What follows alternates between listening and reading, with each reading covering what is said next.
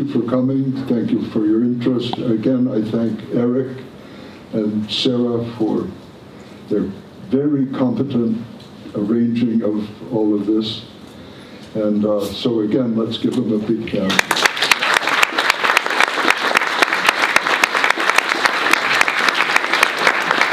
So one thing that I wanted to say last night, which I forgot to say, there's so much to do about the DX7, and I want to make clear two things. One, FM was not an invention. It was a discovery of something that existed in nature.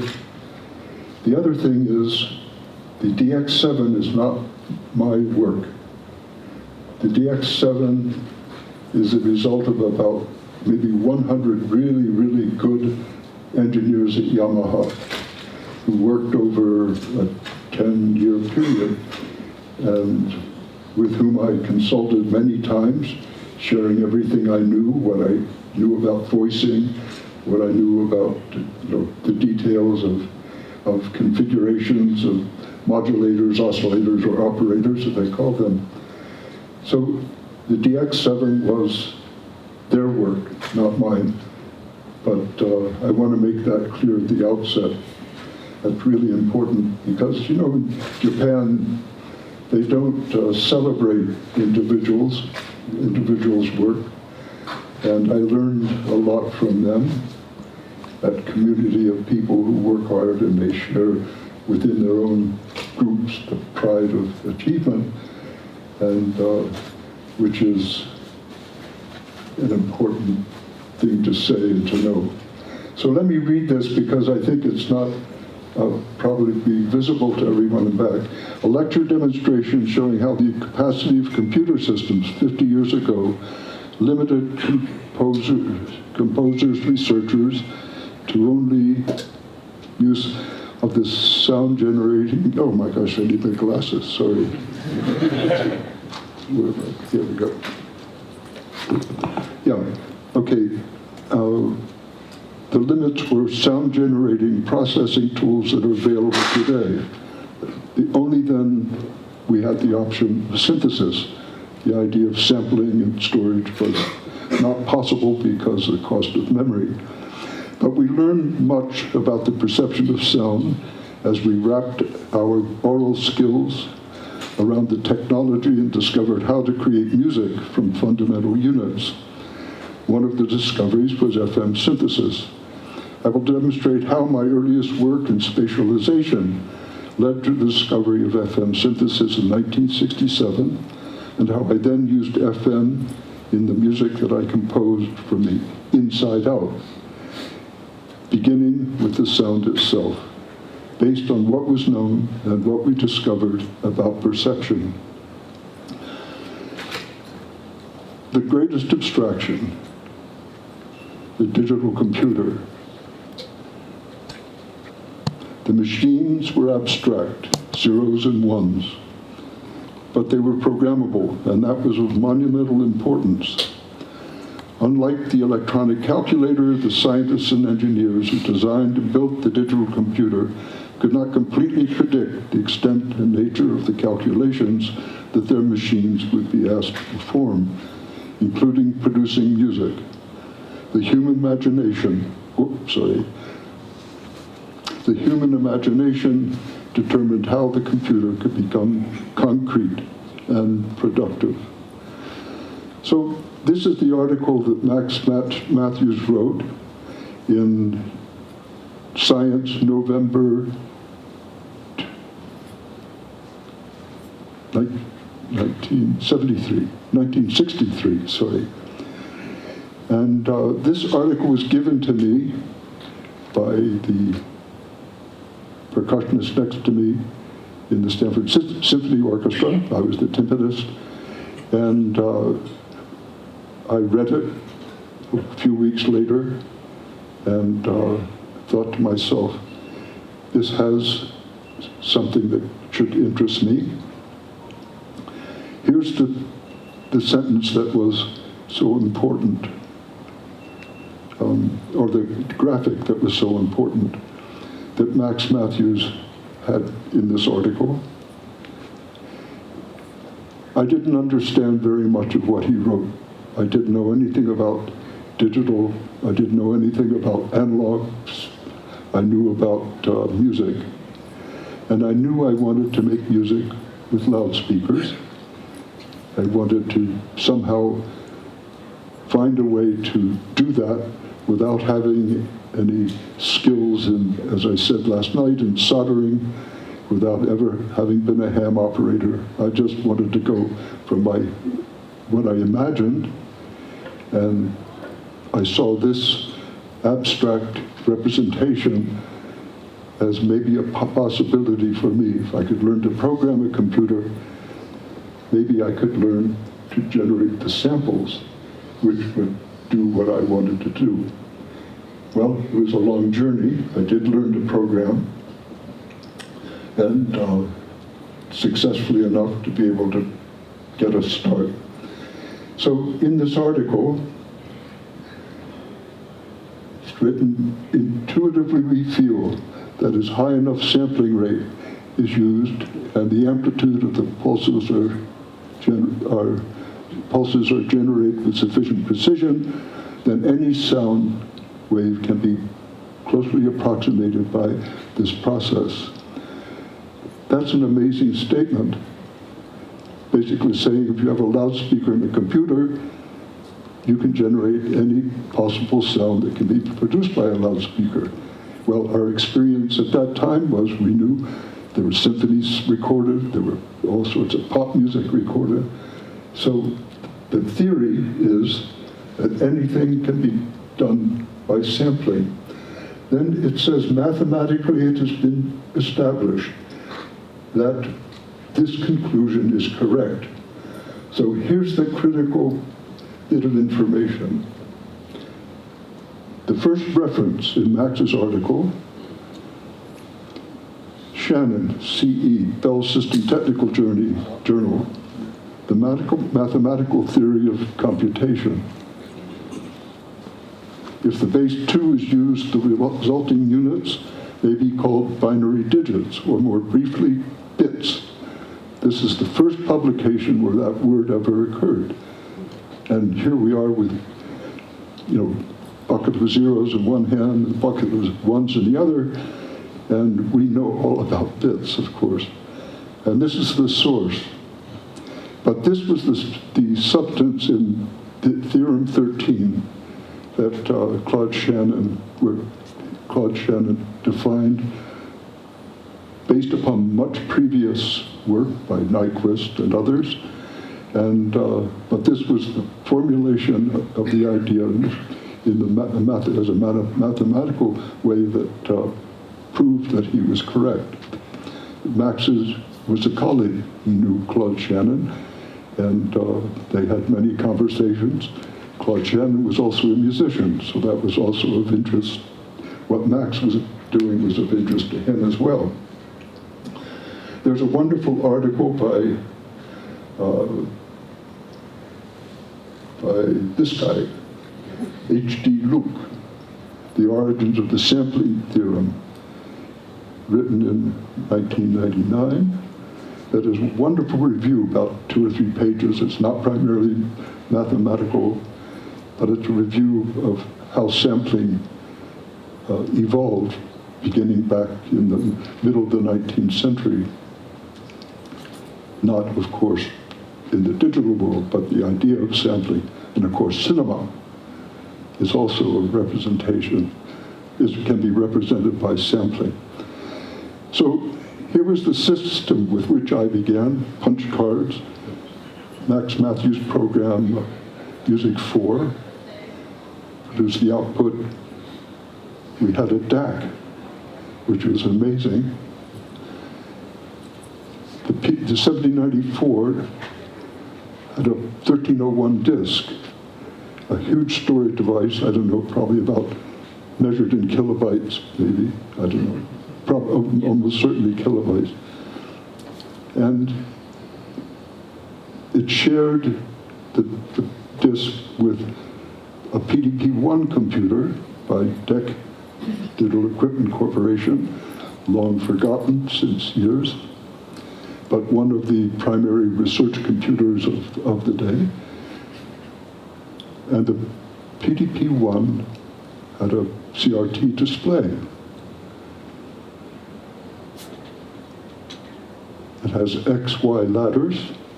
So the way we produced sound was connecting channel 1 to the X ladder, channel 2 to the V ladder. And this was 10-bit DAC, I think, but at a high sampling rate, 20 kilohertz. 10-bit DAC is not bad. It's unacceptable today, of course, but can you imagine in those days? Because at Bell Labs, they had to have a special device on which they loaded a digital tape, which was written by the 7094. Then they unmounted the tape, took it to another. This device would have initially no memory, but the digital analog converter.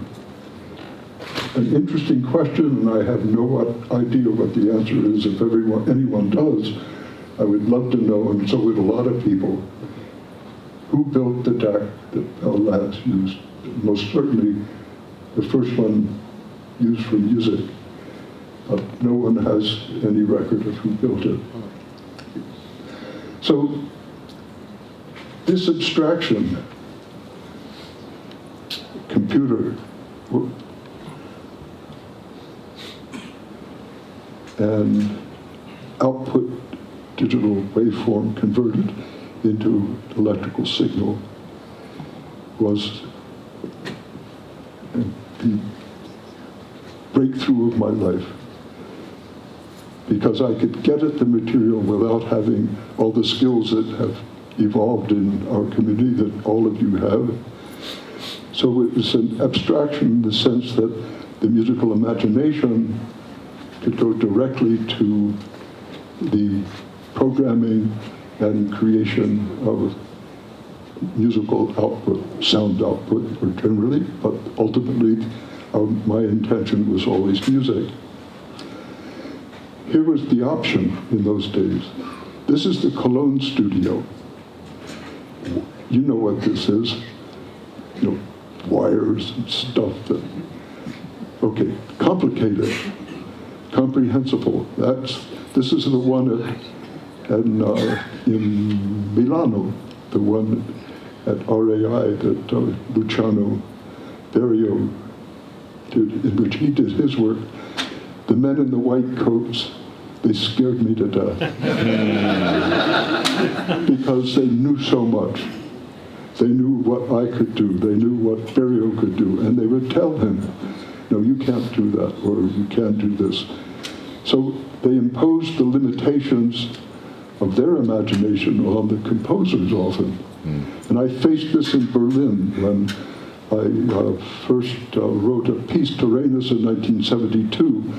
Ligeti, the famous composer, invited me to give a lecture in Berlin and then in Darmstadt at the famous lecture series.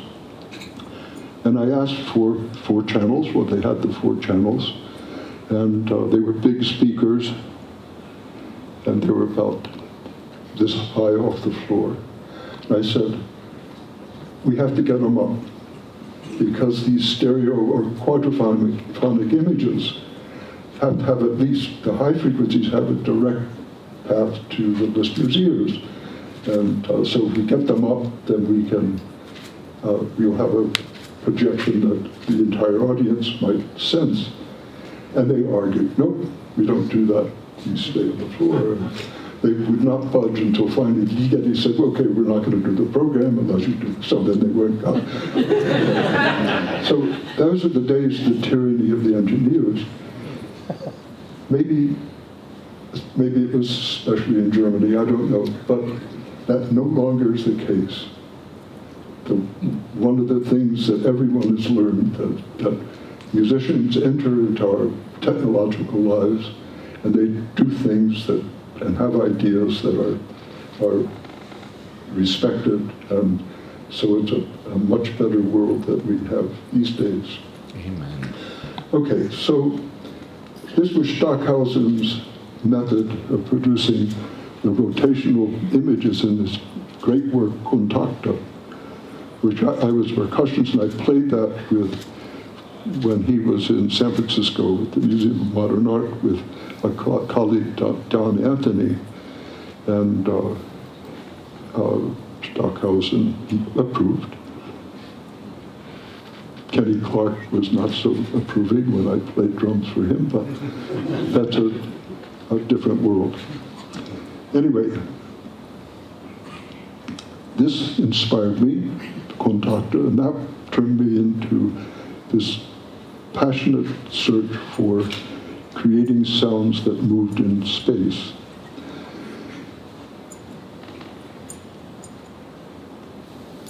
A sine wave, the first sine wave was synthesized by digital means at Bell Telephone Laboratories in 1957.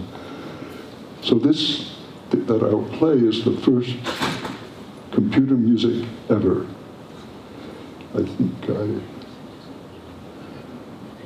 Okay, the first sine wave was synthesized by digital means at Bell. Okay, a sample is not a unit of perception. A bit is to a number as a sample is to a waveform, of which one, the sine wave, is a unit of perception. Now before this, there was other computer music. That is, they were making the line printers click and clack to produce rhythms and sometimes pitch.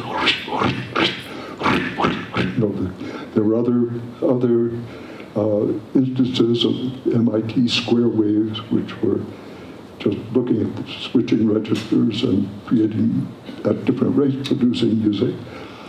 But Max's program, and this example which I play for you, is the first instance of computer music based in the deep history of acoustics, from antiquity to Helmholtz to the days of Max and the Bell Labs engineers and engineers elsewhere. And that's important because the theory was rich, and we could project from Fourier, for example, how to proceed, how to build complex waveforms from simple waveforms, additive synthesis. Not FM, but I'll explain that shortly. So here we are.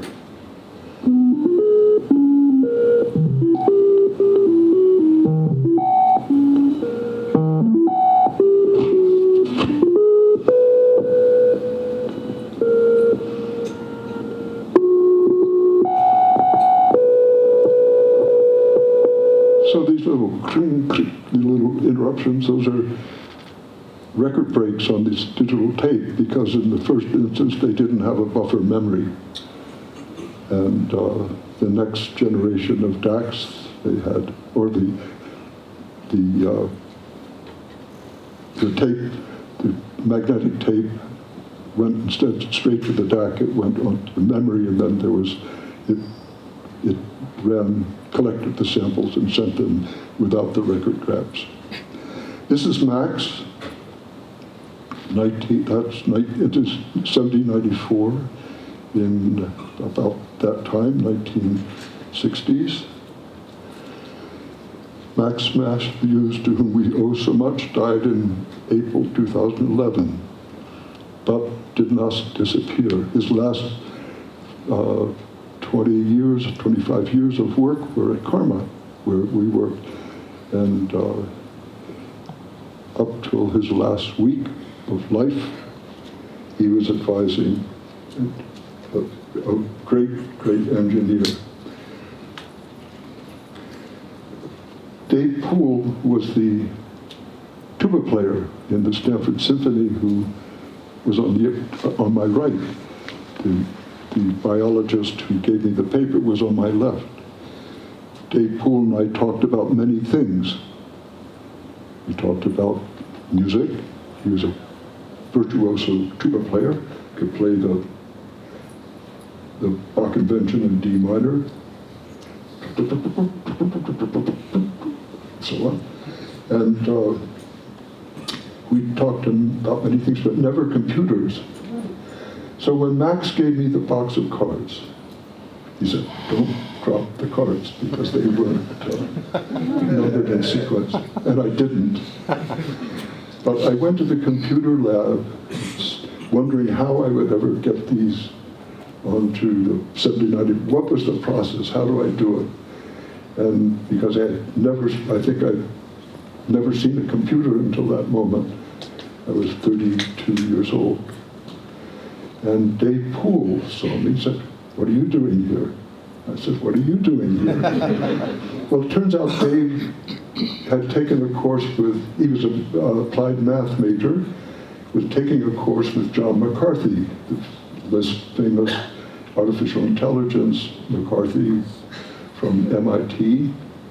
And Dave was a real hacker in the good sense in those days. That is, he knew how to get inside and look at a bunch of bits formed in bytes and figure out code. He was a brilliant, brilliant guy. He was my angel. And he taught me everything. I say I knew nothing. What's a bit? And he explained what that is. Well, what's an electron? And he said, look, at some point you just got to accept the fact that it exists, because we can spend hours and hours trying to explain to you things that maybe you don't need to know. Well, he was right. And but he taught me everything. He taught me to know what a function was. He explained sampling into detail, and what the limits, what the sampling, Nyquist rate on it was, etc. So he helped me, and my first project was launched, and this was the world of 1964. Stereo, which was not all that old at this point. And from the very beginning of my work, I worked at the Stanford University's AI lab, worked at nights, weekends, not during the time when the funded researchers worked. I worked on the simulation of moving sound sources as auditory illusions. I looked for books and papers having to do with sound localization, our perception of sound in space. Little was known, especially about our perception of distance. That is a sound close or far? What is the auditory equivalent to perspective in vision? There was lots of information about our perception of azimuth, as it was so important to the stereo image and the still evolving acetate LP recordings. But there was little about distance. It was assumed. We knew just from recordings that some sounds appeared to be close, sometimes sounds seemed to be far away. Stockhausen used that in his synthesis, but he never explained, so it basically not understood. Baker-Sheet described it as maybe having to do with our sense of the curvature of the sound wave, which becomes more planar with distance. Didn't work. It was not an explanation that described what I heard.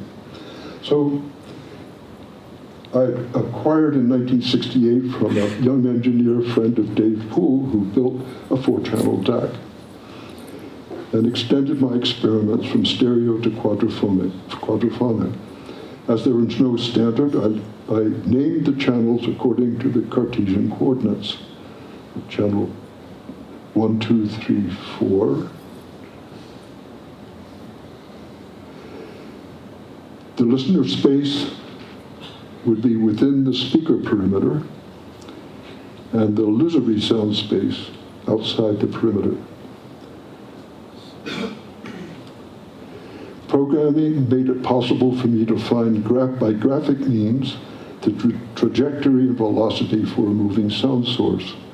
So one of the engineers at the AI lab said, you should use vector algebra.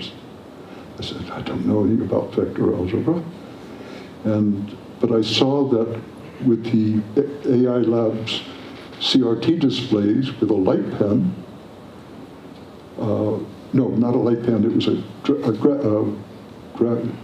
drafting arm with positions set on the sensors to move a cursor on the screen, that if I moved at a constant rate, it plotted the points at a constant, it plotted points at a constant rate, so if I moved the cursor on the screen, then the distance between points captured the velocity. And I confirmed this with the many experts in the AI lab who knew about such things. So the source, the azimuth, was determined by the distribution of the energy between speaker pairs, the distance by the length of the radius, by plotting points at a constant rate. Radial velocity Doppler is captured in the changing length of the radii. So the velocity is radial, which implies Doppler, and angular. So I wrote a program in the language of the day for Max's, so our version of Max's Music 4 was Fortran. So by plotting on the screen, I computed the distribution of energy between these 4 loudspeakers,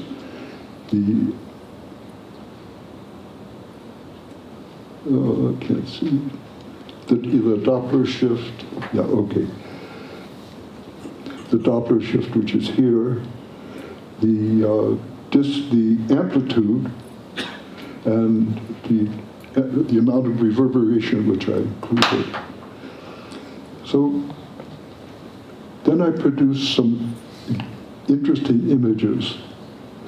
One of the most interesting was, instead of plotting points with a drafting arm, like equivalent to a mouse, I was drawing some curves, and one of the engineers said, those look like Lissajous functions, Lissajous figures. And I said, what's a Lissajous figure? So he explained to me what a Lissajous figure is. So I made these computationally determined figures by having a Lissajous figure nested within a Lissajous figure, so kind of like FM, and wrote a piece called Tyrannus.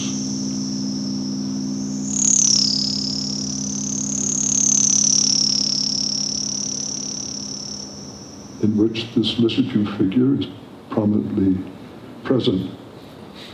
Tyrannus, these are all sounds. By then I had discovered FM synthesis, so at this point I was really rolling because I had a powerful spatial program, and I had this incredibly powerful synthesis technique. So Tyrannus, the name of the piece, dedicated to nature. It's nature's work. As you will see, FM synthesis, nature does the real work. Okay, now back to this figure. So we've heard that. I'll move to the next slide. Okay. There's some properties having to do with the rate at change, the rate of the velocity of the figure through the pattern when it changes direction. So here's watch this dot, which goes at a constant rate as if it were a computer game.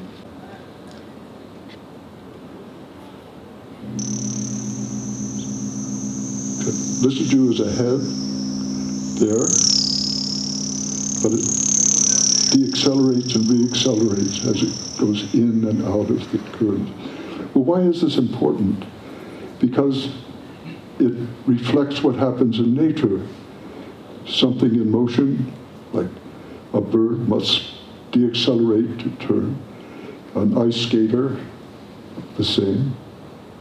Any mass, when it changes direction in motion, has to deaccelerate or crash, like this, as happens in cars. Anyway, so this is a very nuanced detail, but it's very important to me as a musician because it had the grace of motion. Like a conductor doesn't go from the downbeat like this. He shows the point of contact when everyone to begin by the rate of acceleration. Dancers, everyone has motion, effort in all human motion is determined, is controlled by the change and that's required by the physics of motion. So this is the kind of control that I built for where the functions which I generated with the computer program. This is the kind of the max MSP or the Music 4, Music 5 model, C music today, that was used to apply the controls to the synthesized sound. Well, let's see.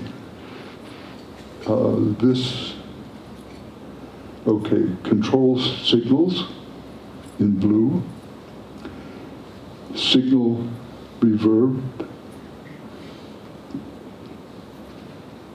The reverb is scaled by the output to some extent and mixed to the direct signal. Okay, the realizations. At this point, I felt that there was some important achievement in creating these arbitrary, illusory images in a quad space without an engineer having to do the work. I realized that this was an important moment in my history and perhaps in the history of computer music, where a composer with modest programming skills, which mine are modest, but with persistence and dedication, can achieve things without the direct control of some master engineer. So it is a kind of very special freedom that I experienced. And I learned that computers and languages allow direct control of the material of music, the sound itself. We build from small units a sinusoid or an artificial wave, square wave, saw wave. Sound structure and music structure can be joined in a new way. So we can create music which relates directly to the musical sound, as I did in a piece called Stria. The value of a multidisciplinary environment. Without this community of engineers and scientists at the AI labs, from psychologists and computer scientists, of course, engineers, philosophers. This was an extraordinary group of people. Without them, I would not have succeeded.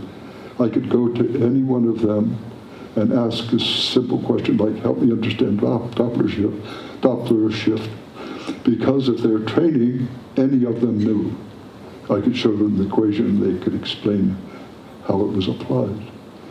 So without that environment, I would not have succeeded. And the other thing I learned is my ears are my most important tool, as you'll see in my discovery of FM. Okay, here's a summation of my work in spatialization that I wanted to share with you.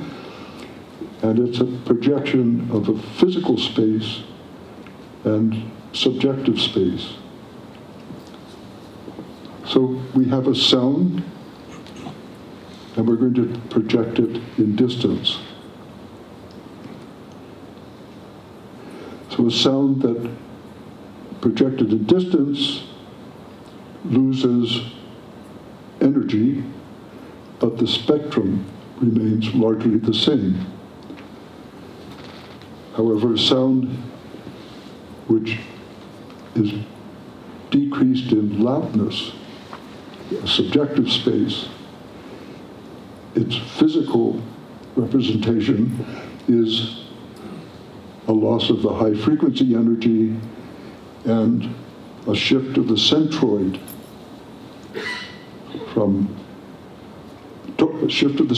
towards the lower harmonics. Centroid being, if we think of a spectrum as lines which have mass, we find the balance point.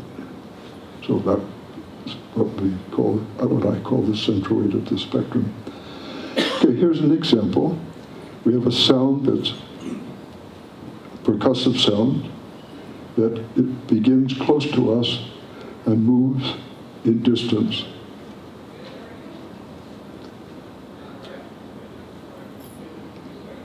Loudness is constant, subjective loudness, and reverb is constant.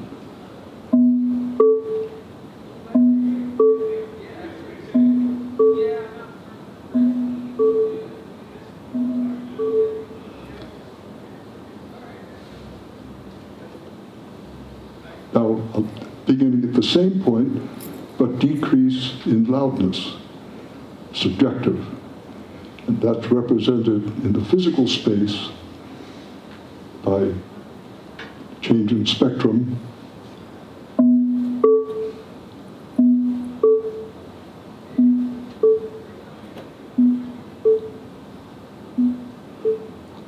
So the centroid moves towards the lower. Also, the duration in this case, it becomes shorter because a membrane that's struck with decreasing force has shorter duration. Now compare the end, like soft and close to loud and far.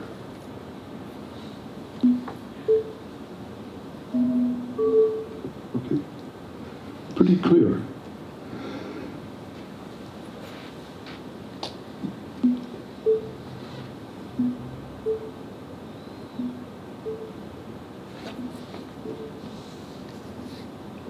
Well, I can't hear it any longer. My ears are gone. Anyway, the next one I should have done is just have it climb the back wall and make the full circle. But this slide was the most complicated one I ever made. And, you can imagine. So I dared not do it. So this represents my conception of loudness distance by the time I composed Savali 1971 and Tyrannus in 1972. Along the way, I discovered FM synthesis, which provided a powerful control over bandwidth and control of the spectrum. Centroid, that was so important. It's one of the most important things we learned in the early days. That coupled with reverberation and control over the bandwidth and centroid of the spectrum, we project not just distance, but effort. And effort, hey, I don't care about babies, doesn't bother me at all. I love babies. So I can make this really clear by doing this. Here's my reference. Okay, I clap with a certain force. The sound goes direct to his ears, but it also reflects off all the surfaces. The sum of those reflections is reverberation. They arrive at his ears a little bit later. Okay, clear, we all know that. Now what if I clap at the same distance, but only 1/4 of the effort? So let's say 1/4 of the intensity. whatever. So what happens? The direct signal is is direct to his ear. The reverberant signal is scaled by the same amount because the energy in the room decreases. Whereas if he goes to the back of the room and I clap with the initial force, he gets the spectrum as if it were close, but the overall intensity is decreased. But the same amount of reverberation is in the room. So it's the ratio of direct to reverberant signal, which I determined and just demonstrated is a powerful control of distance. Okay, so here's the implementation, say, in normal synth configurations. A sound source, the pedal determines the loudness, the intensity, but what we think of as loudness. Some part of it, small part, is tapped off and sent to a reverberator. The direct signal goes direct and mixes with the reverb. Then we add another control with distance controller.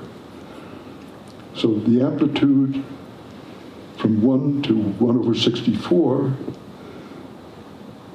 is according to the inverse square law. You double the distance, you decrease the intensity by 1/4. Okay, so how did I do that? Wait a minute. Okay, there we are. So that's how we would control distance in a synth. Of course, it could be any sort of controller, and I don't see this implemented very often, but it's a powerful control over loudness, other than just physical intensity. I mean, it's a very subtle musical control on which we depend in certain contexts. And, okay, discovery of FM synthesis. My work in spatialization was dependent upon reverberation for distance Q, as demonstrated above. Reverberation revealed the distance of a sound most noticeably when there was a change in frequency in the sound, such as portamento or vibrato, because of the phase complexity from the feedback paths. That is, when the direct signal was easily distinguished from the reverberant signal. So if using the reference again, if I could whistle a pure tone that didn't change in pitch, it reverberates, it comes back, and mixes with the direct signal, and he can't tell what the difference is. There's a change of phase and intensity, but there's no way for his ear to separate out the two. But if I do this, then he gets it, because the reverberation contains the same delay, so his ears are able to distinguish between the reverberant and the direct signal. So that's what I was doing. Experimenting with vibrato rates and depths, I increased both, producing sounds having an abundance of frequency variation. At a certain point, I passed the threshold where the change was no longer heard as one of instantaneous frequency. I had passed from the time domain to the frequency domain, that is spectrum, from waveform to spectrum. With the two oscillators, I had produced a dynamic change in spectrum, and I paid attention. It was absolutely a discovery of the ear. I knew nothing about FM theory, only that we had it in car radios or something like that. And, but I just knew the name, I knew nothing at all. So here's the discovery. We listened to a tone at 200 hertz.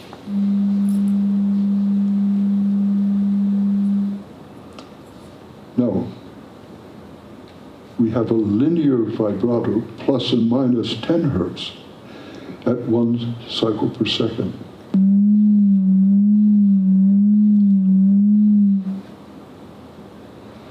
So I thought, well, let's keep going. How about plus or minus 100 hertz?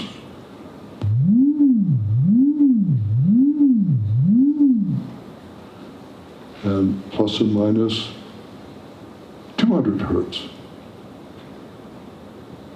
I wasn't sure what would happen because we're bumping on 0 hertz.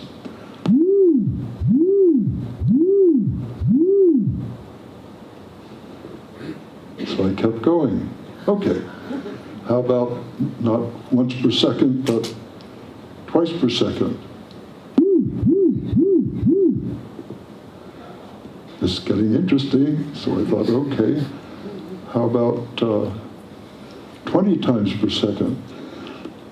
Kind of had this feeling in my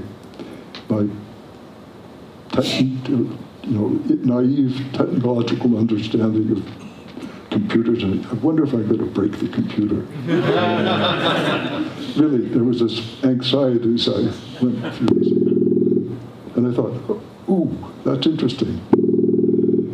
Because in the other cases, my ear's tracking pitch through time. But now I'm not, it's ambiguous. I can, from where I went, I know what I'm hearing, okay, but that sounds like a kind of an interesting timbre that could be used as any other timbre. Okay, then I changed it to 40 hertz. Okay, now I can hear still where it came from. You know, the bump that we heard when we were plus and minus 200 hertz at 4 times per second. That bump at the bottom, I can hear it. But now I'm listening to timbre. So now it's spectrum. And then what if we make it at 200 hertz? Oh, this is surely going to break the computer.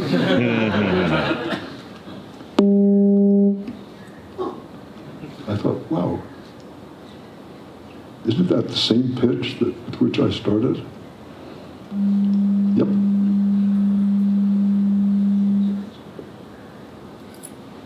Okay, so then I changed things like vibrato rate, and the depth, the deviation, and things were orderly. If I transposed this, multiplied everything by 2, it went up an octave.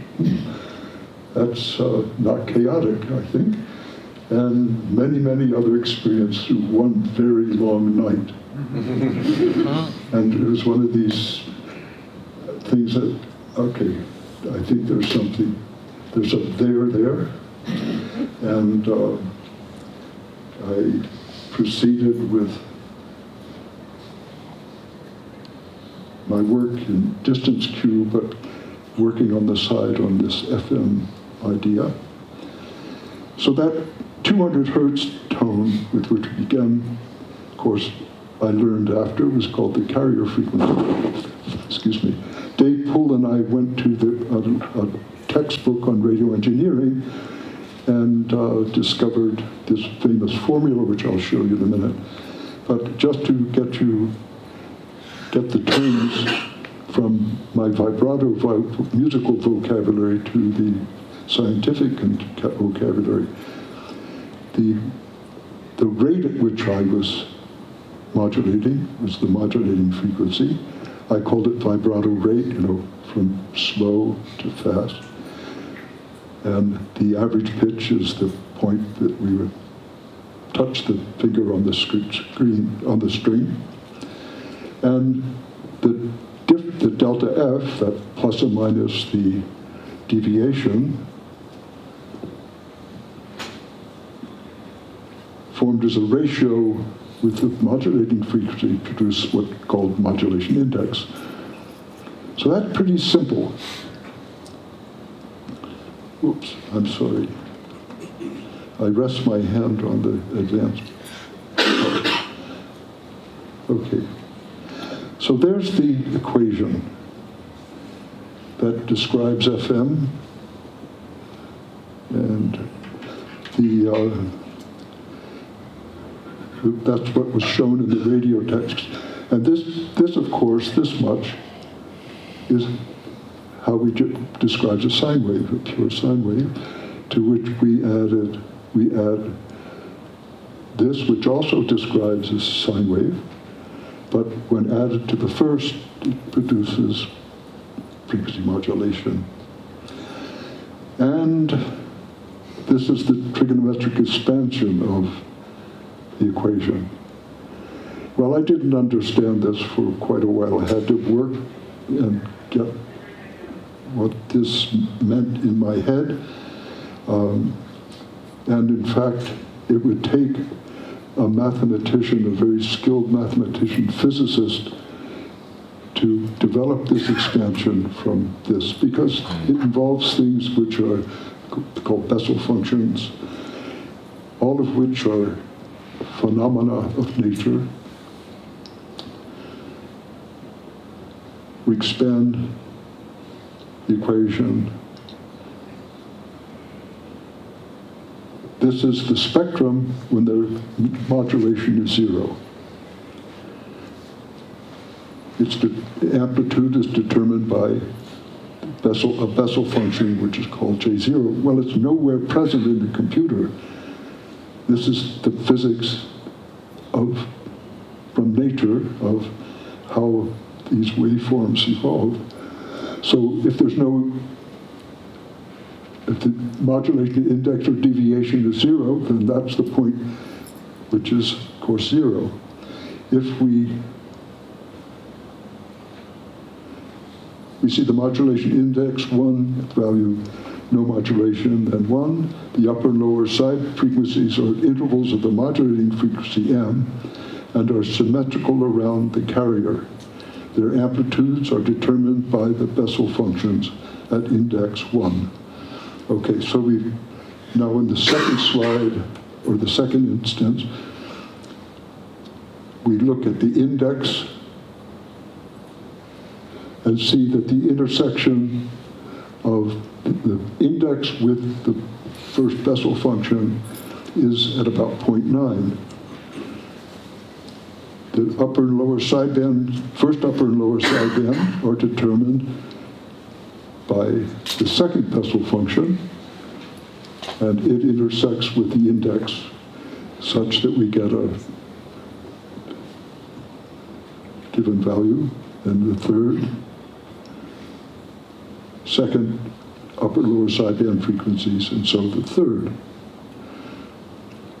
Okay, so remember again, Bessel functions are nowhere present in this computation. This is the gift of nature. And it describes membranes like drum heads. Bessel developed these functions to describe, I think, the interactions of planets in the solar system, in fact. Okay, here we see the increasing bandwidth and increasing modulation index I. Okay, we begin with 0 index, index of 1, index of 2, index of 3, index of 4. So what we're seeing is an increase in bandwidth of the spectrum.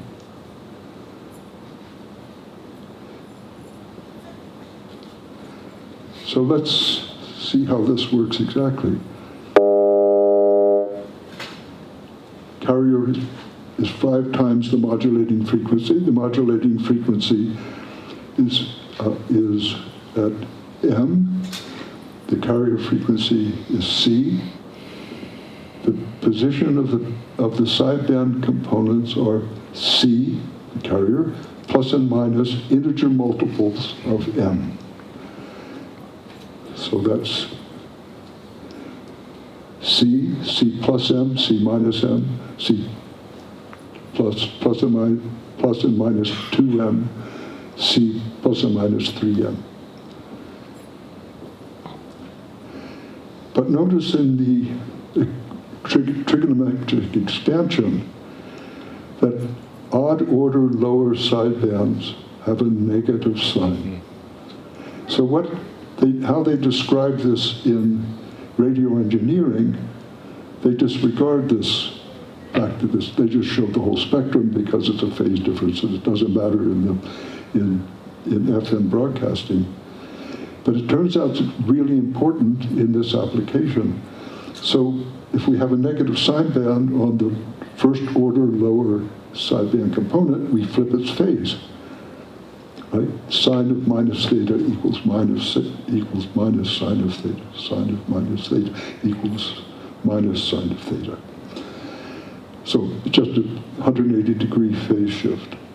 And so with the third order, its phase shifts. Okay, so why does this matter? Well, sounds the same. Our ears are not, in this context, sensitive to phase. Well, let's change the carrier frequencies from 500 hertz to 100 hertz, which means we just shift the whole spectrum down, right? So now the first lower sideband frequency is at 0 hertz. Well, we don't hear that. The second lower sideband is at minus 100 hertz, and the third is minus 200 hertz. So this is the important thing. Negative frequencies reflect around 0 with a change of phase, 180 degrees. So if it's in the negative frequency domain, but it's a positive, then it flips, and it falls at 100 hertz.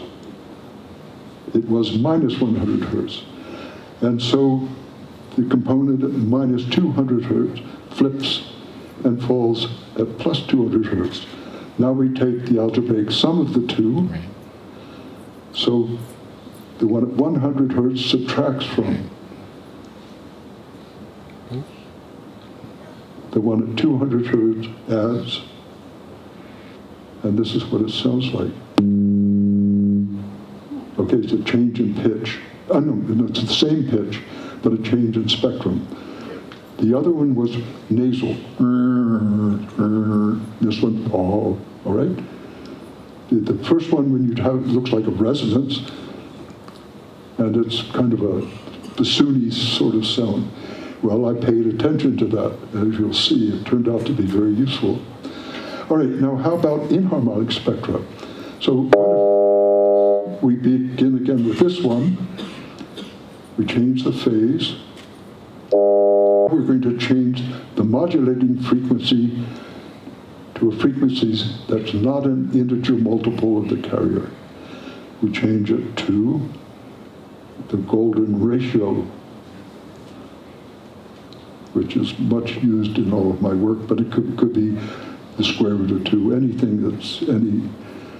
Okay, so we change the modulating frequency. Since the interval of the sidebands are at multiples of the modulating frequency, then everything will expand as shown here. Right? Okay, so now there it is.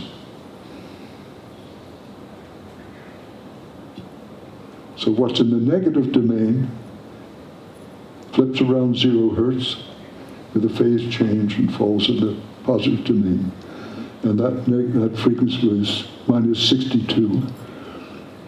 Then the one at minus 223 that's positive goes to the same, it flips and becomes negative, then the last one flips. Now we take the magnitude, make them all positive.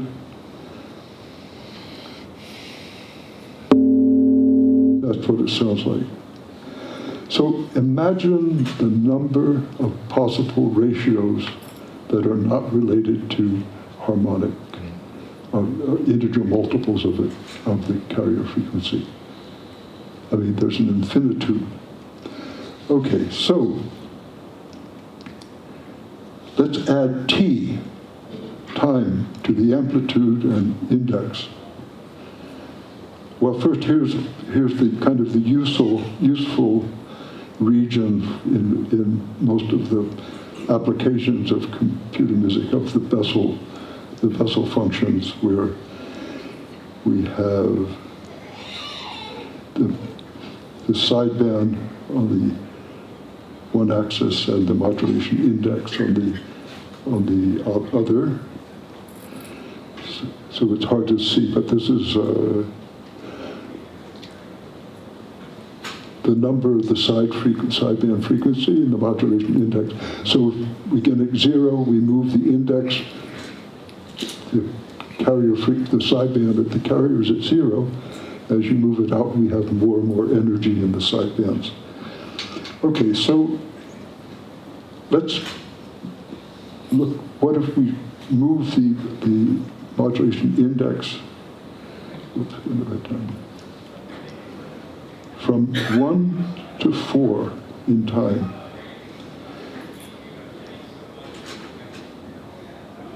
What happens to the carrier frequency?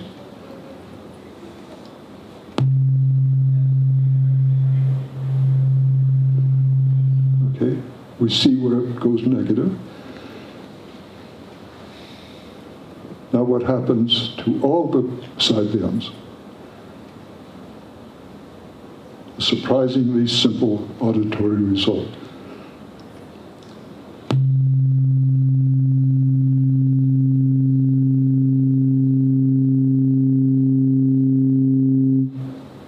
Well, you hear more change than I do because my hearing loss, I don't hear so much the upper end, but it's like, it's like a vowel change. This is with one function controlling modulation index through time. So imagine what that meant, because I knew in the day a digital filter, they were not well defined, they were extremely expensive, and there was distortion in the result. Having this clear, very pure change from a pure tone to a tone which, with rich in harmonics, I knew was an important discovery. Okay, I want to now jump out for a moment, go to a demonstration in real time. Let's see.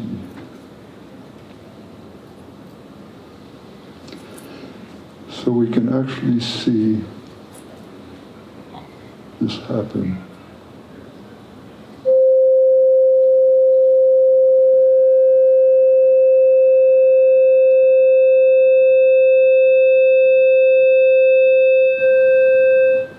Okay, this is what's controlling. This is the modulation index.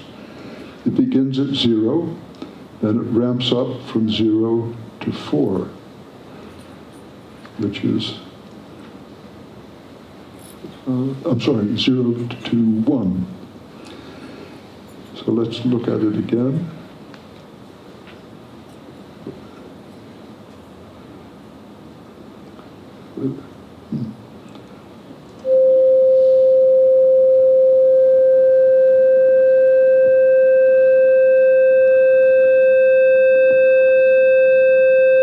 So that's FM right before your eyes in real time, looking at real signal.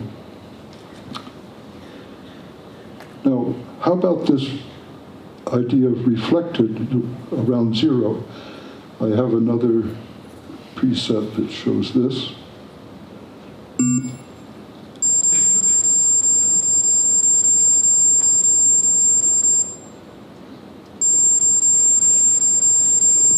We can't hear it because I put this into a region where we can actually see what happens.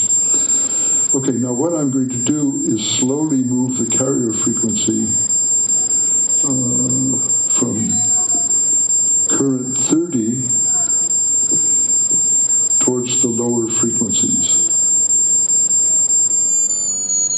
All right, so the sideband frequencies are all positive in the positive domain. And if the theory is true, we should see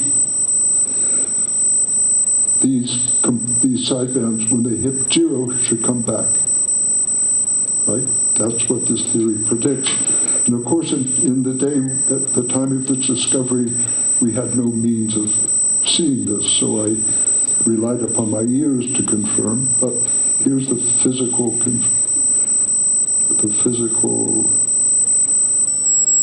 okay, we're moving down. Okay, there's the low, first lower sideband coming back. Now the next one.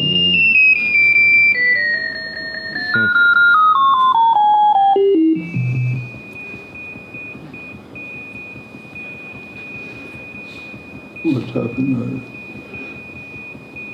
Okay. So it works. Let's reset the carrier frequency to 30 and see what happens if we move it in the other direction, from 30 up. We'll move the spectrum now towards the half sampling rate. And there they come. They reflect around.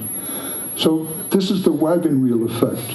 You know, in cinema, you see the wagon wheel start from zero as the stagecoach drives down the path after chased by Indians, and the wheel increases in rate, then it slows, then it stops, and then it starts to reverse.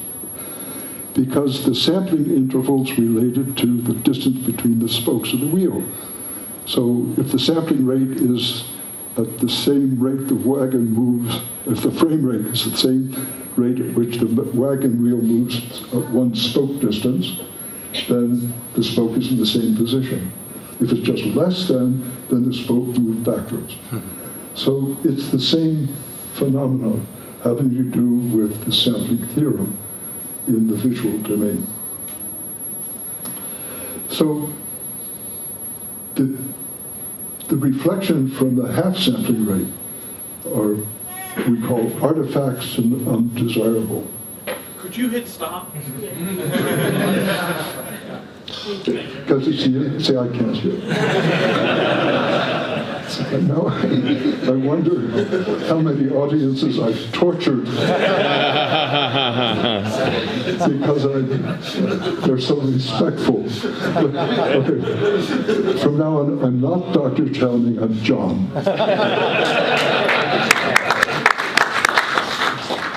So it's a phenomenon that is astonishing in a way that we're able to make use of these useful reflections around 0 hertz. In fact, we make useful reflections around the half sampling rates. A lot of the great DX7 sounds had extreme sampling rates or stacks of operators such that the bandwidth was far beyond the half sampling rate, and so it produced noises, and I'll show an example momentarily where I use that in a musical context. But the richness of FM is that we can produce tones that are not unlike those musical tones in nature by making use of the reflections around 0 hertz. Okay, and I will continue with my slides. Here's some examples from the early days. These are examples which I played for Yamaha when they first sent their engineer to Stanford in 1972.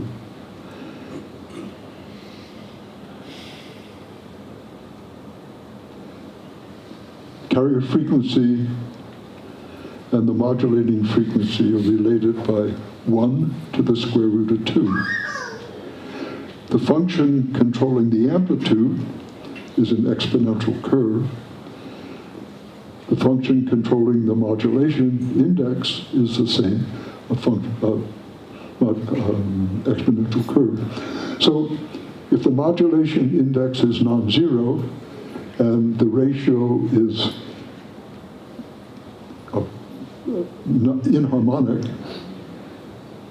then we're going to hear a complex spectrum at the onset, and as time goes by, the index goes to 0, and the sidebands disappear. We end up with a modulated damp sinusoid. The amplitude just falls off in the same way. So does anyone have an idea what this is going to sound like? Well, if you play around with FM, you'll get the idea pretty quickly. And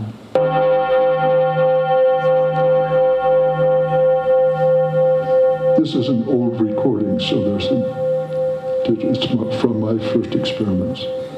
But, so it's like probably 12-bit DACs, I guess, at this point. But pretty amazing. Sounds great. This was used in the opening of a famous film about a guy who's a flyer, a jet pilot, and with Tom Cruise. What's the film? What is it? Top Gun, sir. See? Top Gun. Yeah. Okay. At the beginning, they use this sound. You'll hear it in the very beginning. Not this recording, but they took it from the paper which I published. It took it directly. Okay, so let's change now the functions.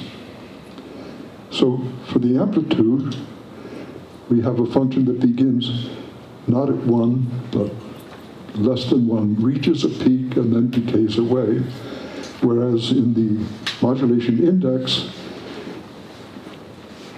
again, it begins at 1, or it begins at some value, probably, do I have it? Probably around 5 or so, but it's an inharmonic spectrum again. Let's see.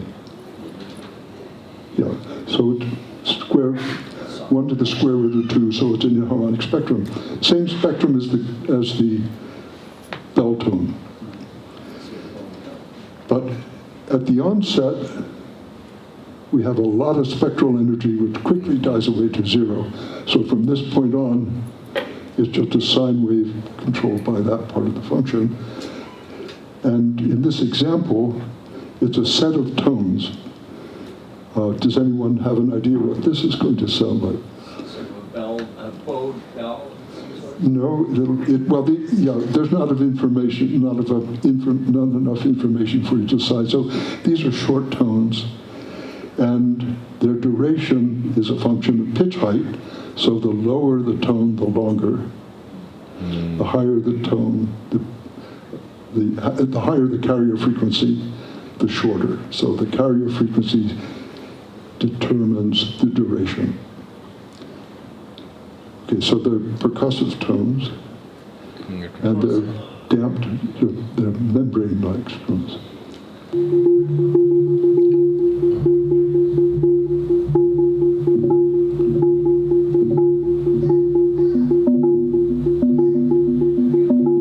Pretty impressive. Like 1970 or something like that, sometime. With a change of 2 functions and the time scale. Okay, we'll make another change. So this Yamaha engineer is really becoming interested by this time. Okay, so, and then this one really got him. So we have a modulation index envelope that's exactly like the amplitude envelope. So at the onset, it's 0. The ratio in this case is 1 to 1. So it's going to be harmonic series. At the onset, it's 0. It reaches a peak, then falls off a little bit. And then at the end, as the intensity decreases, so does the spectrum collapse to 0. The bandwidth decreases to 0. So look what happens as we to the spectrum.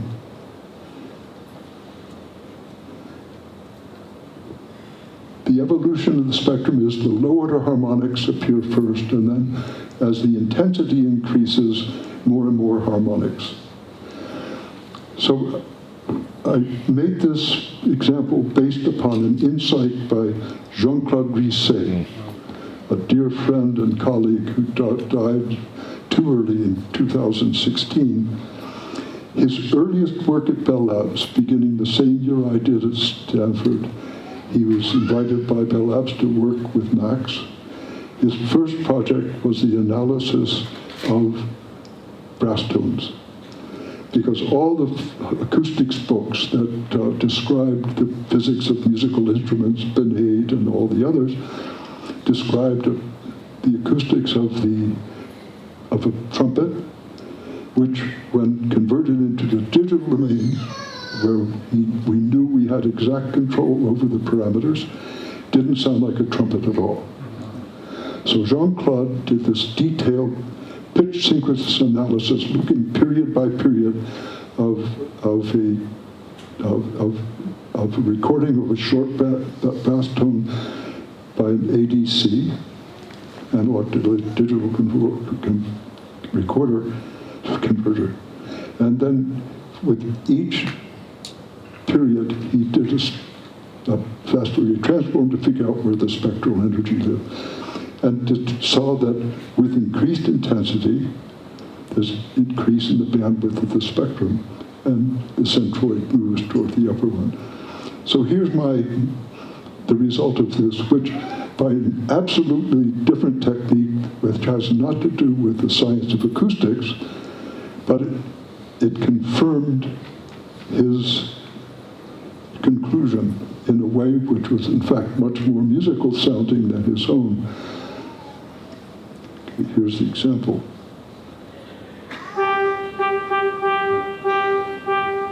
It's a little canon I wrote, and in 3 registers. Okay, second voice.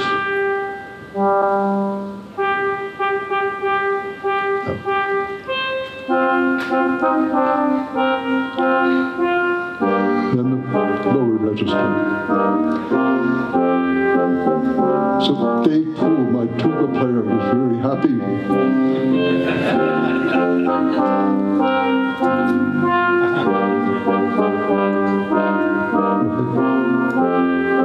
So it transposed. Okay, no. So, and you'll hear when the melody goes to the high tones, you hear effort. You hear the trumpet player squeezing his lips and forcing the breath through the folds.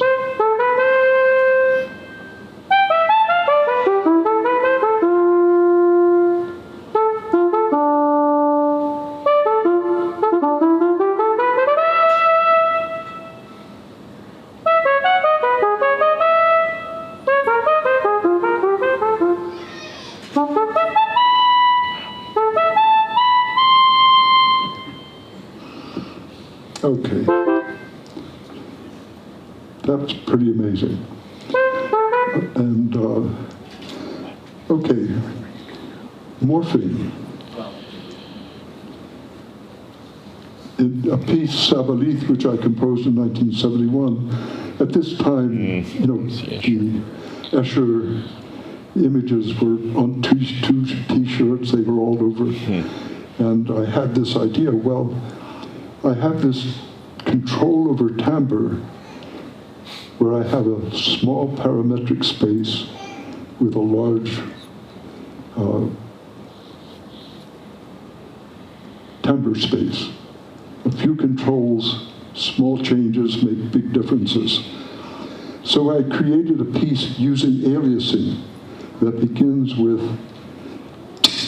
lots of fold over from the half sampling rate to produce the noise.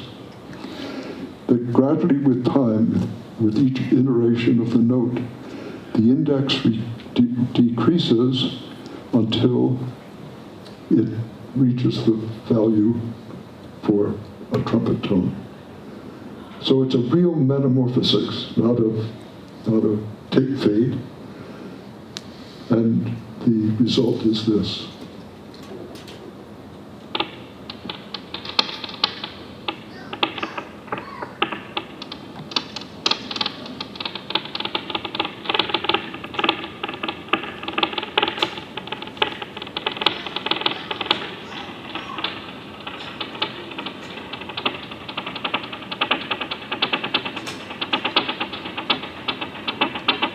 Tones become longer, index decreases,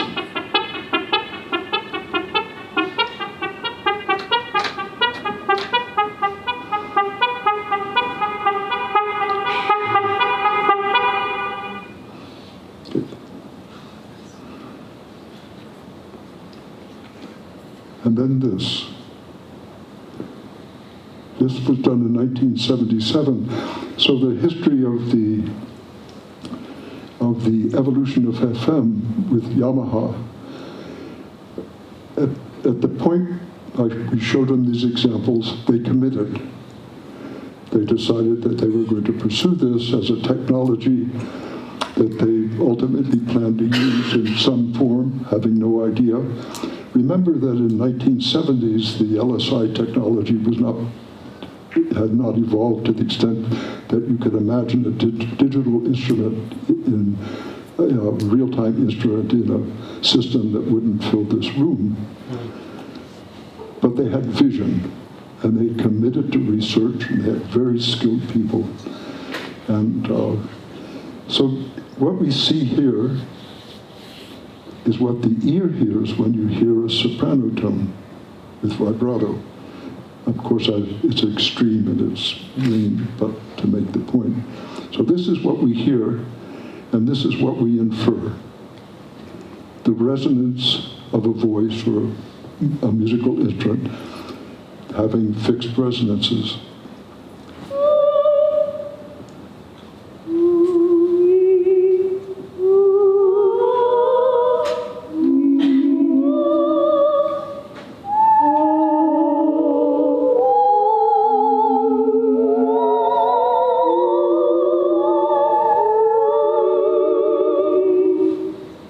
So those are FM female voices. And that, too, is pretty astonishing. We hear vowels A, O, E, O, A, E, A, O. And that was done by using 3 carrier frequencies, each of which was tuned to the harmonic closest to a desired resonance. So this carrier frequency, the modulating frequency is always the pitch frequency. So if it's A440, then that's the modulating frequency. If the pitch we want is a fifth above, then it would be the frequency of G, say about 400 hertz. Or pitch, whole tone below, sorry. Okay, so this carrier frequency is the harmonic closest to the peak of the resonance. And if it's in between or a little bit lower, then I scale the amplitude according to its proximity to the peak. The resonance is not in the algorithm. The resonances are references, and I interpolate between pitches, like have the vowel, tune the vowel for the pitch at, say, F sharp below C to F sharp above middle C, and then get those to sound right. Then I just did a linear interpolation for the values in between for both the amplitude and the frequency. So this carrier frequency would be, see, 1, 2, 3, 4, probably at near the 4th harmonic, and this one at the harmonic closest to that peak. So that's the way they were done. Okay, spectral fusion. Let me show you what it was Dexter did and what I did in these voices. We're going to hear a tone at 400 hertz, a pure tone, for 5 seconds, which is followed by all the harmonics as done by FM synthesis without any change, just they appear as if we pulled a stop on an electronic organ. And then at this point, 10 seconds, we have micromodulation, which is a mix of random vibrato and periodic vibrato. And this was so astonishing to everyone at Bell Labs and Earcom, it becomes a singing voice with that small change. And there's important perceptual information in this example, which I'll show you now. pure tone, sine wave, all the harmonics, but not a voice.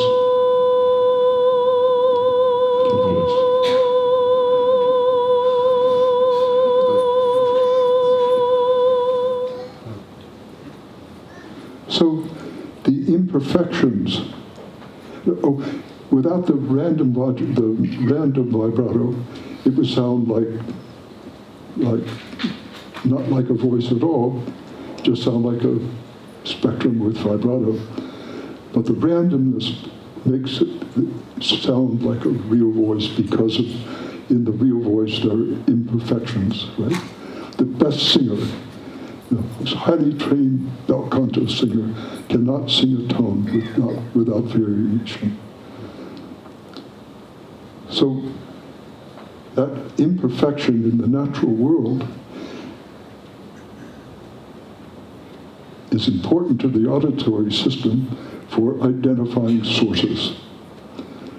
Otherwise, it may be with a different random pattern. It would be a flute or an alto flute. But the particular kind of variation gives the auditory system information about the source. And there's a Steve McAdams now at McGill did his PhD on this example that I generated and did a very careful PhD under the guidance of Al Bregman and Earl Schubert, a PhD in the medical school at Stanford and in field was audiology. Okay, so what is going on?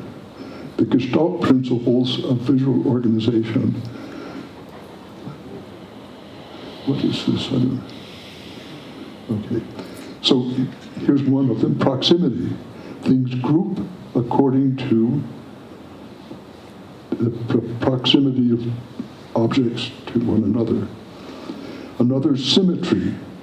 Here we have a grouping of two. Add two more, and we now have groups of three. Similarity.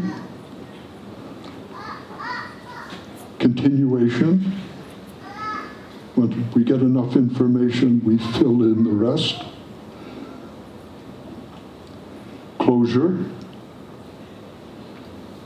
That our image of a rectangle is filled in by our cognitive system.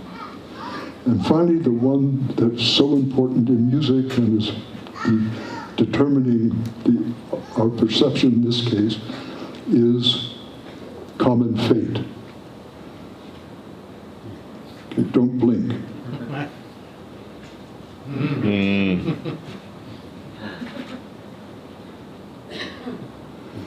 So we group as time mediates our perception.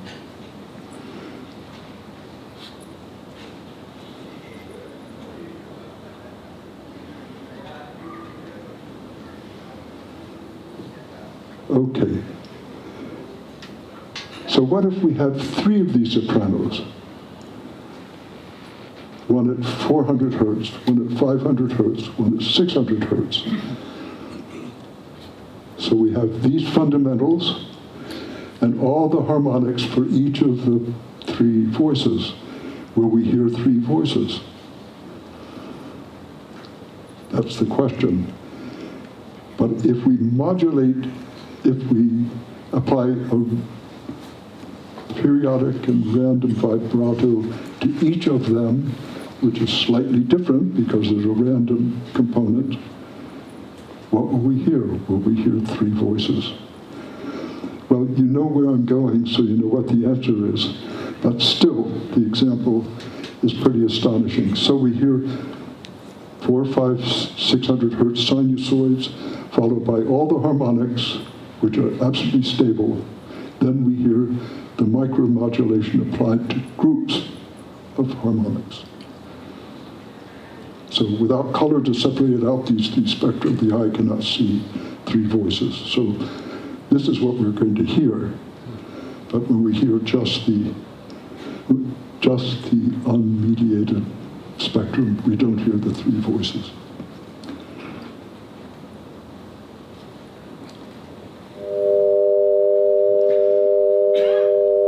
The missing fundamental will be 100 hertz.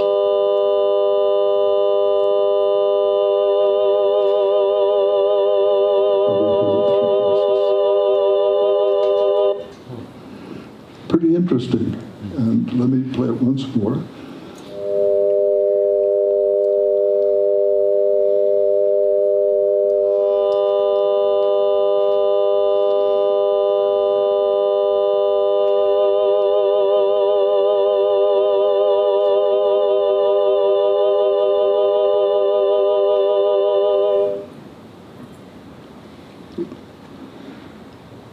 Gestalt principles of grouping. Proximity, similarity, continuation, closure, and common fate. Common fate. Look for these three singers in the next image using your ears.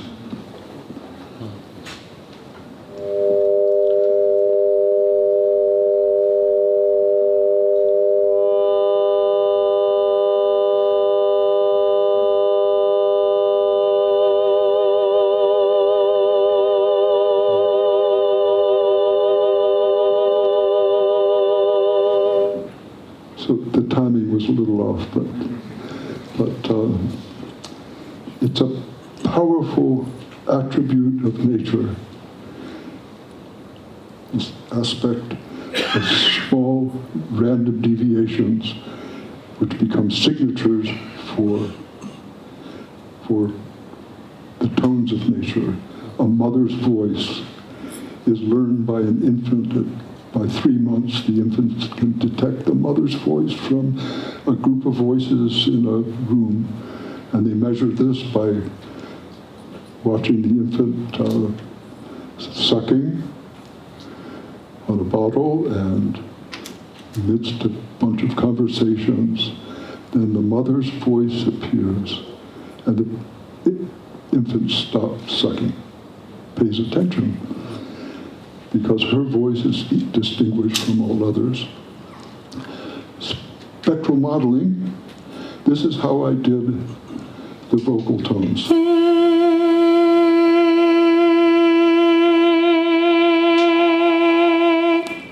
Okay, at the beginning of the tone, the white, the energy is between the first and second harmonics. Very little energy around the seventh harmonic. But at the end of the crescendo, there's a lot of energy around the second harmonic, and the energy from the lower two has shifted to the second. So this is shift in centroid of the spectrum. The waveforms, it's hard to see, but the amplitude of the waveforms is not detectable. There's very small, if any, noticeable change in the amplitude of the waveforms. So what happens is, of course, as effort increases, the air force through the vocal folds makes the vocal folds, vibrate in a way that more of the high harmonics are apparent.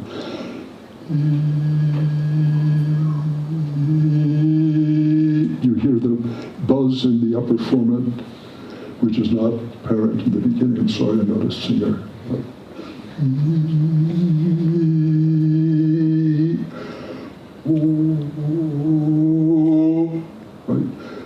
We're shifting energy to the formants that determine the vowel.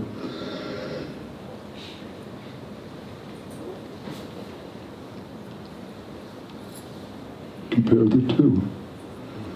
All right. So the beginning of the crescendo, the end of the crescendo,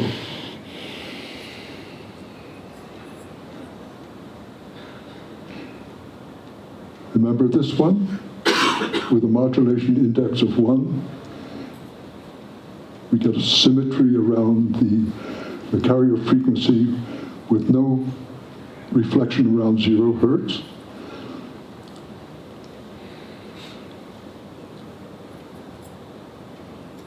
Looks like that part of the spectrum.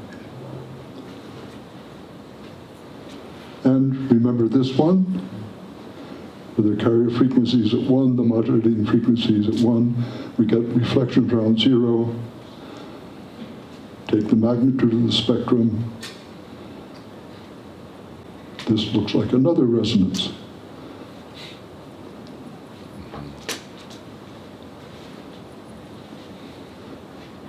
Add the two together.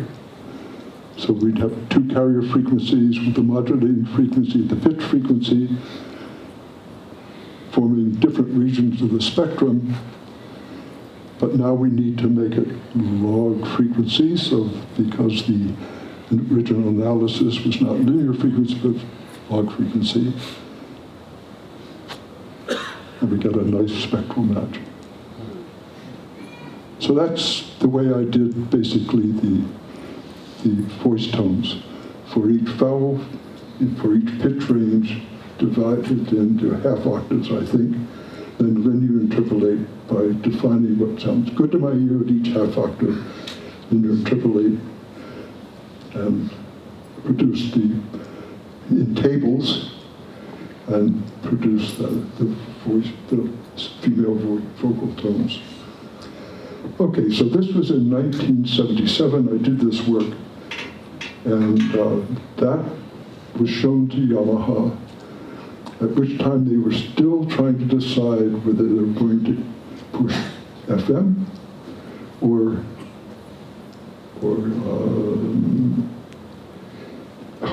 what do we call it? Sampling, analog? Recording. Sampling, right. Sampling real sounds in sections and with complicated, very sophisticated interpolations. So they had a good set of sounds, but they couldn't get things like these vocal tones, which a soprano singing an ooh is almost a sine wave, but not quite. All the digital filtering, the traditional mode of generating tones used at Bell Labs, the vocoder models, and they begin with complex tones and filter. But the filters are not good enough to get these kind of beautifully simple tones of a soft pianissimo soprano. And so, because this begins from simplicity, like FM, 0 index, a sine wave. All the others reduce a complex wave to a simple wave, but they never quite got there. Probably now can. But in the day, this was a very engaging technologically and musically, and it pushed them over from sampling, and the next result was, of course, the DX7. By the way, this model of spectral modeling was never implemented by I don't think, in any of their instruments, because, the technology changed, and they knew it was powerful. All they had to do, like in the DX7, is instead of operator, just fix its frequency at some carrier frequency, and then in the harmonic series, you can move around, you have a resonance, yes. I believe the FS1R has a special harmonic mode. Okay. Yeah. Yeah, I haven't tracked all the iterations, and I'm sure probably in FM7, some of the software FM models you can. But it's a very powerful idea. I mean, you could do many, many very elegant tones, especially the double reed instruments. Well, all of them. All instruments have fixed resonances. The male voice has fixed resonance, and I have some wonderful example, the Bessel Functions, but if we have time. Okay, so the Office of Technology Licensing then found itself with a commitment to develop an FM in about 1978. I sent these examples to Yamaha in Japan, asking them if they were interested in this. They immediately sent over the managing director and one of their engineers to Paris. And I thought, Well, they didn't have to come, but they misunderstood that when I said, do you want these? I gave them examples, and they thought I was holding out for money. That is, I showed it to them, but I wasn't going to tell them, which I would have, willingly, because Stanford had a good relation with Yamaha. So they sent over their managing director and gave us $100,000 right off the bat, which we put all into the Karma system. We had to have a computer because we were moved out of the AI lab when the AI lab became so big, and we became bigger. And we needed our own computer. And so we got an emulation of a PDP-10 built by Funli, which was founded by Dave Poole. Funli built the big computer that was used in Trek, maybe, for one of the early science fiction films. And Dave Poole, my angel, saved us the game. He gave us, at a small price, this powerful PDP-10 emulation called the F2. So here's the group that started. Hiro Kato is on my right in the picture, is the engineer who met me in Berlin with the managing director when they first came to have more information about the brass tones, the percussive tones. Hiro Kato, software engineer. He became managing director of Yamaha before he retired. Mochida was the director of the LSI technology, and he was the one who came with Hiro Kato to Berlin. I told last night the story. We were in a first and done technology or audio store, and I needed to play these examples, and I asked them, please let me use tape recorders. And so these were two with me, and that's the one where the keyboard player for Tangerine Dream caught him. And this was the hardware builder of this first FM, probably the first real-time controlled FM or digital synthesizer ever. So this was about 1975. That was, and I forget. So these were the two principal people. He built the control on the PDP-11. He built the hardware. Okay, I'll move quickly through this. These are some of the designs that came out of. This is a presentation, PowerPoint presentation prepared by Hiro Kato when he was managing director, and he was asked to give the history of FM at Yamaha. So here we go. I don't know. Control of envelopes, spectrum.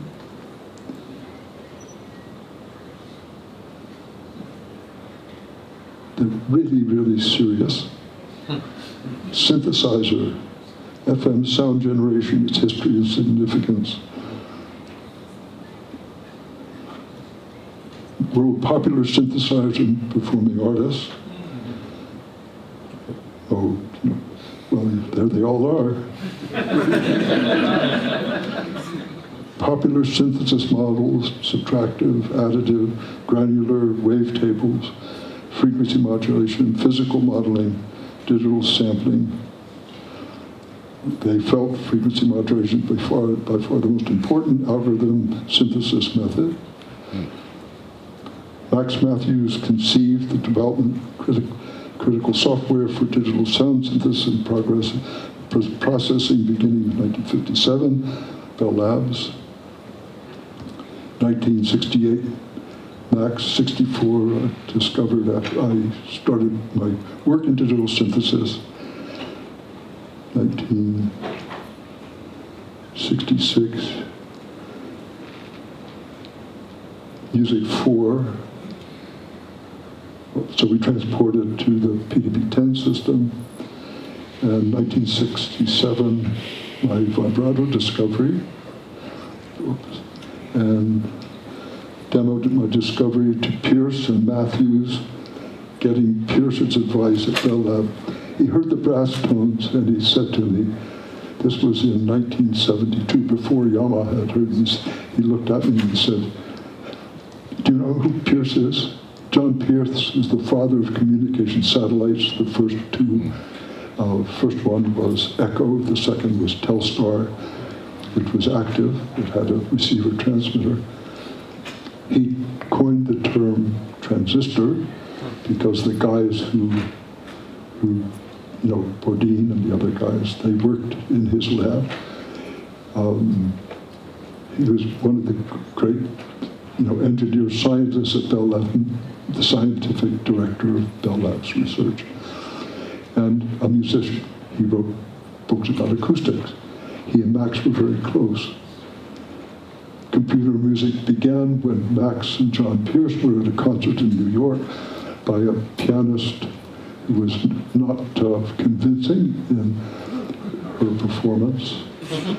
Pierce said to Max, maybe we can do better than with computers. And Max said, yeah, maybe we can.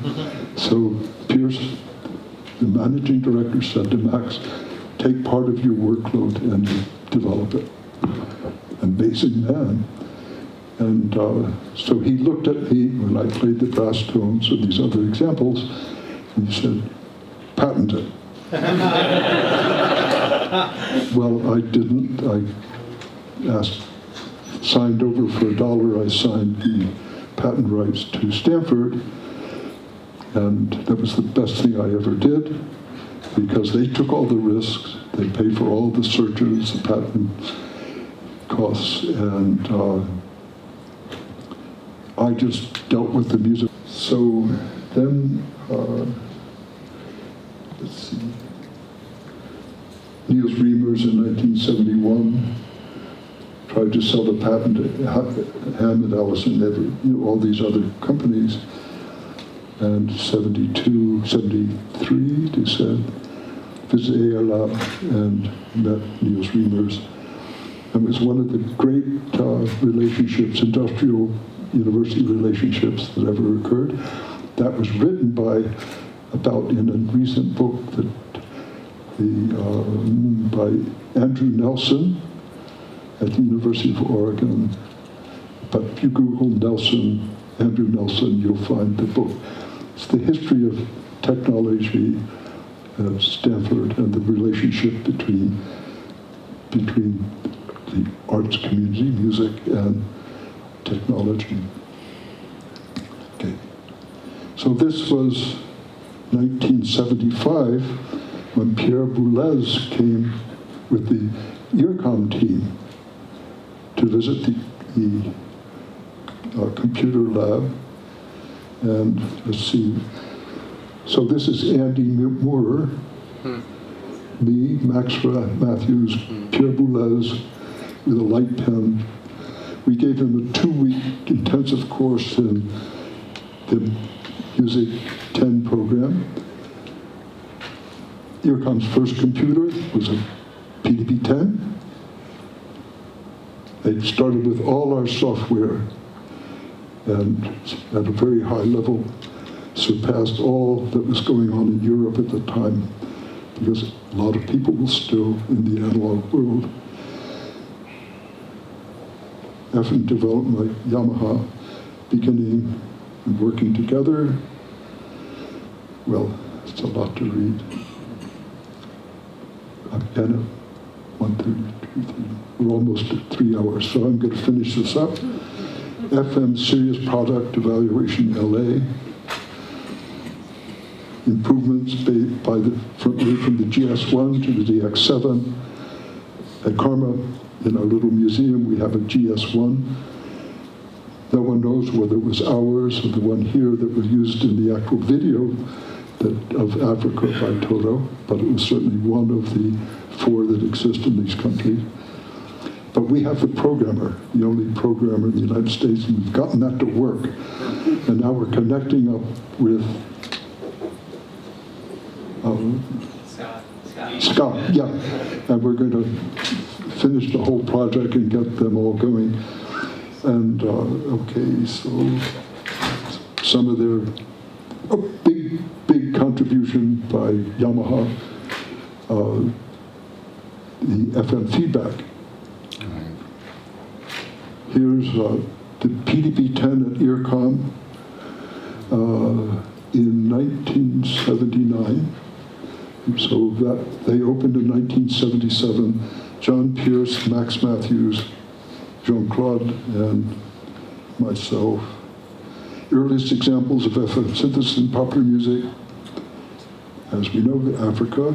One of the most fun ones was the Cassiopeia, Eyes of the Mind. That's really fun to watch. Those guys, it's like fusion Japanese band, and it's the DX7 guy. He's really fun to see work. David Bristow and Gary Leuenberger are the two voicers for the DX7.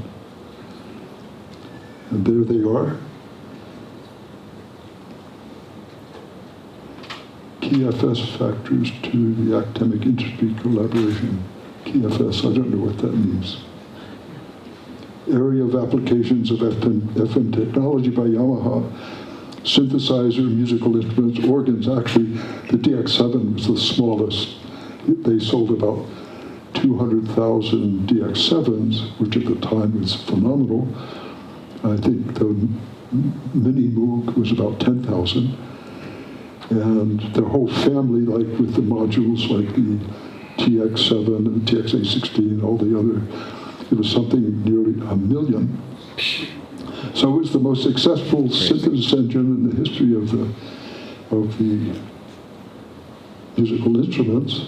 And as we see today, it's still going. So then they had the sound chip for the PC and game industry. And the biggest seller of all of their FM technology was ringtones. In Japan, they had stereo. And this ringtone development was the hugest maker of money. Right before the patent ended in 2007, I think. Or 1994, 1997, something like that. And then it stopped. So over the amount of income, say averaging, it was I think about 25 million of income to Stanford in say $1980, that may have been 2 times that, I don't know, but anyway. It was the most successful patent until the Cohen-Boyle gene splicing patent, which of course went everywhere all over the world. So, current status of synthesis world: brute force, sampling-based synthesizers, digital imitation of classic analog synthesizers, which is wonderful. Dave Smith, whom I know, he's nearby, they have an FM implementation on their new keyboard. And, well, performance synthesizers are still useful. Yes, we know that. Synthesis for the pre-post circuit. I can't read it. Pre and post production. Yeah, okay, you guys can read it, thank you. Okay, Pierre Boulez brings the Earcom team to Karma for 2 weeks. That was in 1975. So, in 1972, my 7 years were up. I had to be promoted or go away. I didn't get promoted. My whole life in the academic world had been devoted to developing this computer stuff, so there was no system to which I could go, so I said, please let me come back as a research associate. And we applied for some money from NSF, and we were successful. And then Yamaha began to become really interested about 1975 and committed in 1977 Boulez, who was famous in the music world as a conductor, not so much as a composer, New York Philharmonic, BBC Orchestra, that he came to campus made people think, well, something must be important going on. And they hired me back as a full professor in 1979. Yay. It's the only time a FM or an assistant professor has not been granted tenure that I think at Stanford, where he was brought back. Why? Because they have to explain something. What happened? Where did we miss? And of course, universities are conservative. They have to be. And the dean, the cognizant dean of music at that time was an electrical engineer who was an amateur cello player. And he looked at the paper that I had written and thought, well, this is BS. What's this musician doing trying to use FM? Never heard any examples, just read the paper. So they discounted its worth. And then Pierce, who had been this dean's head of, when the dean was at Bell Labs, came with the dean and Max at some point around 1975 or 6, and I played the examples, and the dean said, well, you've just done these, haven't you? I said, no, these were done before, while I was still on the faculty. And his face went sort of, because Pierce obviously was very impressed. Okay, so the power of FM synthesis, really quickly: computational processor speed, efficient computation, memory, few stored functions, sine wave and piecewise linear envelopes, aliasing, and only one side, right? You use the same table for both modulator and carrier. Aliasing, band-limited signal is a function of one parameter, the index of modulation. The musical importance was, and perhaps still is, few but perceptually salient parameters. Time-varying dynamic spectra, harmonics and inharmonic spectra. The simple coupling of intensity and bandwidth and or centroid, center of mass, of the spectrum. There's a famous dictum dans les champs de l'exhaustion, le hasard ne favorise que les esprits préparés. That was Louis Pasteur, and it translates commonly as chance favors the prepared mind. Absolutely. Right? But that's not the translation. The translation is, in the field of observation, chance favors only the prepared mind. So the lingering question, was my mind prepared? I claim not in the sense that he means. This should have been the guys at Bell Labs who knew about FM. They knew the theory in and out from radio broadcasting. But they knew it as a carrier in the megahertz. And the modulating wave is the signal. And you need a demodulator to make it have meaning to the auditory system. So my mind was not prepared in that sense, but I was naive. I had no idea about this well-known relationship between these parameters of FM. And so music was important. Ears were important to music. So ears were my best tool. Thank you.